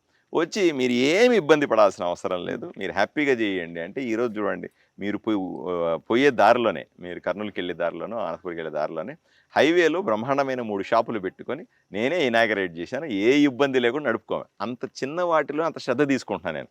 రేపు ఫ్యాక్టరీ లాంటిది ఎవడన్నా వచ్చి మీలాంటి వాడు ఫ్యాక్టరీలు ఇక్కడ పెడితే వాడిని దండం పెట్టి, వాడిని హారతులు ఇచ్చి తీసుకొని వచ్చి ఏ ఇబ్బంది లేకుండా కంటికి రెప్పలా కాపాడుకుంటాను వాడిని. ఎందుకంటే ఈరోజు నాకు ఉద్యోగాలు కావాలి. చిన్న షాప్ పెడితేనే 4 ఉద్యోగాలు వస్తాయని ఆలోచన చేసేవాడిని. ఫ్యాక్టరీ పెడితే కొన్ని 100 ఉద్యోగాలు వస్తే నాకు ఆనందం కదా. నేను ఈ ఊరిని ఏదో ఒకటి చెయ్యాలి కదా, వాళ్ళకు ఉపాధి చూపించాలి కదా, చూపించకపోతే నన్ను ప్రశ్నిస్తారు కదా మళ్ళీ.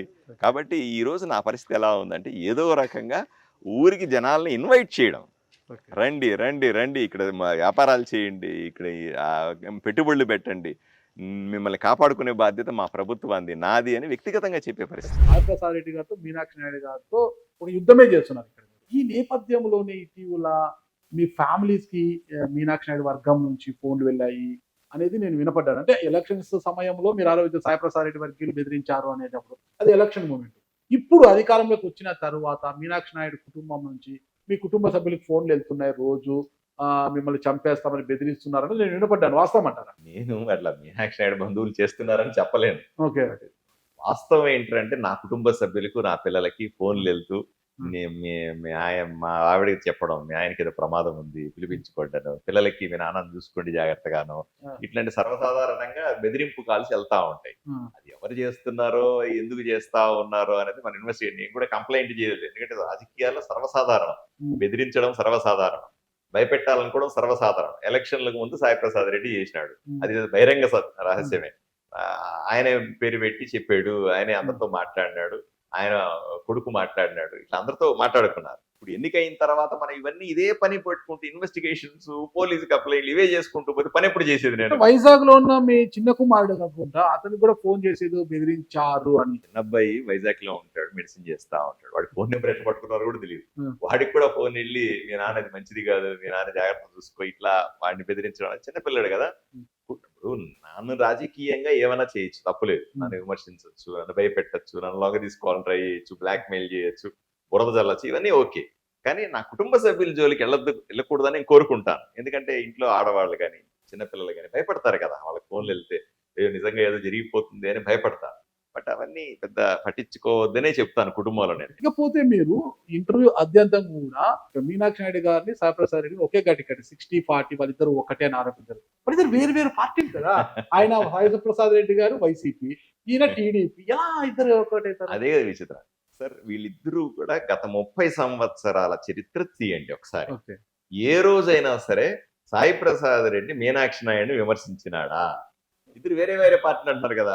పోనీ మీనాక్షి నాయుడు గారు ఏ రోజైనా సరే నా ఎన్నికలతో సహా, ఎన్నికల సందర్భంలో సహా సాయి ప్రసాద్ రెడ్డిని పల్లెత్తు మాట అన్నాడా? ఇది తెలుగుదేశం పార్టీ, వైఎస్ఆర్సీపీ పార్టీ బద్ధ శత్రువులు కదా. ఇద్దరు ఒకరికొకరు పోట్లాడుకుంటారు కదా. ఇప్పుడు మేము కూటమిలో అభ్యర్థి, నేను కూటమి వర్సెస్ వైఎస్ఆర్సీపీ పార్టీ కదా. మరి మీనాక్షి నాయుడు గారు ఏ రోజైనా సరే 5 సంవత్సరాలు పోనీ వాళ్ళ కార్యకర్తలు కండి, వాళ్ళు ఎప్పుడన్నా విన్నారా? నిరంతరం ఆయన ఉంచిన ప్రజలు ఎప్పుడన్నా విన్నారా ఆయన సాయి ప్రసాద్ రెడ్డి విమర్శించడం? వీళ్ళిద్దరూ కూడా వాళ్ళ జీవితంలో ఎప్పుడూ కూడా ఒకరినొకరు విమర్శించుకొని ఎరుగరు. వీళ్ళిద్దరూ ఒకటే.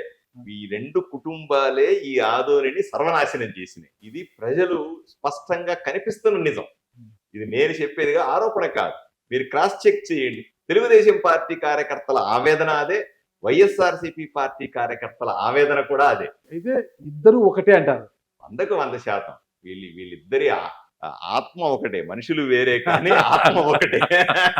పేరుకే ఈ వైపున ఈయన తెలుగుదేశం పార్టీ కార్యకర్తలు రెచ్చగొడతా ఉంటాడు, ఆ వైపున వైఎస్ఆర్సీపీ కార్యకర్తల్ని సాయిప్రసాద్ రెడ్డి రెచ్చగొడుతుంటాడు. ఇద్దరిని అమాయకుల్ని చేసి వీళ్ళు ఆడుకుంటూ ఉంటారు అంతే. ఫైనల్ గా ఒకే దేశం ఒకే ఎన్నిక, మీ కామెంట్ ఏంటి? 100% జరుగుతుంది సార్. జరుగుతుంది, జరిగి తీరుతుంది. ఎందుకంటే భారతీయ జనతా పార్టీ కళ, కోరిక, ఇది నిజంగా సమాజానికి, రాజకీయాలకి, అభివృద్ధికి ఉపయోగపడే మంత్రం అది. అది అంత ఆషామాషిగా మీరు అది రాజకీయ అంశం కాదు. అది ఈ దేశాన్ని ముందుకు నడిపించగలిగిన, ఈ దేశంలో అన్ని రాష్ట్రాలని అభివృద్ధిలోకి తీసుకెళ్ళగలిగినటువంటి మంత్రం ఒక ఎన్నిక. అది జరిగితే మాత్రం అద్భుతమే జరుగుతుంది ఈ దేశంలో. Thank you sir. ఇద్దరికి చెక్ పెట్టారు, 3వ వ్యక్తిగా ఇక్కడికి వచ్చారు. మొత్తం అన్ని విషయాల్లో కూడా అభివృద్ధిని సాధిస్తూ ప్రగతి పదంలో ఆదోనిని నడిపిస్తూ ముందుకు నడవాలని, భవిష్యత్తులో కూడా మరొకసారి ప్రజలు మిమ్మల్ని ఎమ్మెల్యేగా ఎన్నుకునే విధంగా మీరు ప్రయత్నాలు సాగించాలని కోరుకుంటున్నా. Thank you sir. నమస్తే.